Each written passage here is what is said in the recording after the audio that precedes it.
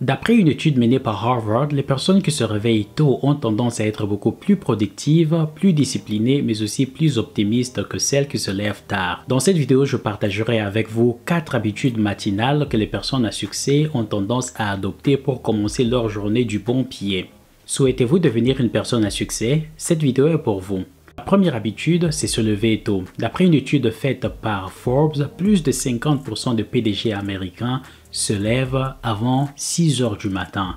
Se réveiller avant 6 heures du matin leur permet de disposer d'un temps supplémentaire pour mieux organiser la journée.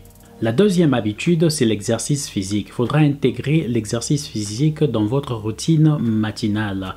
D'après une étude faite par l'Association américaine de psychologie, l'exercice physique augmente la concentration mais aussi la productivité. Donc il est important de pouvoir intégrer, de pouvoir vous exercer. Quand vous vous réveillez le matin, vous disposez d'un temps pour faire au moins 5 à 10 minutes des exercices physiques.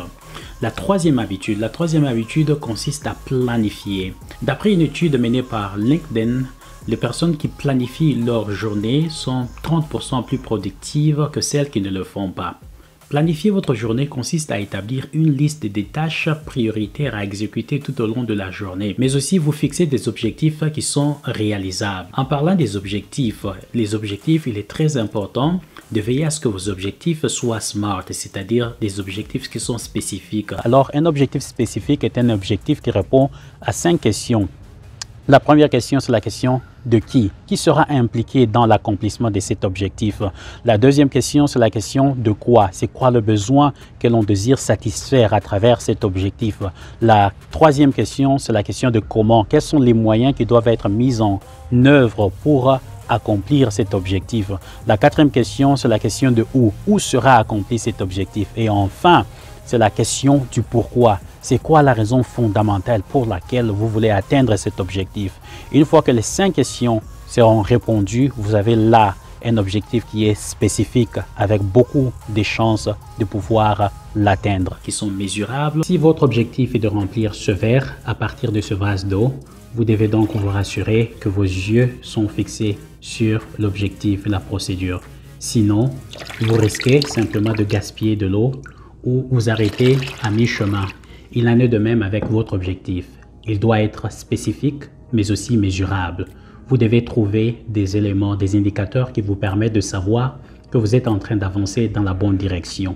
Sinon, vous risquez simplement de gaspiller votre énergie ou simplement vous arrêter à mi-chemin. Ils sont réalisables. Si vous voulez voyager d'un endroit A à un endroit B, vous devriez vous poser les questions suivantes.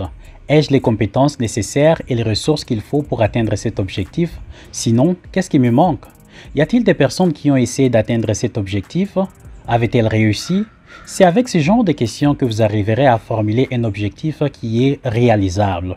Il est très important de ne pas être déconnecté de votre réalité. Qui sont pertinents. Ok, votre objectif est réalisable, mais après, qu'est-ce que vous gagnez?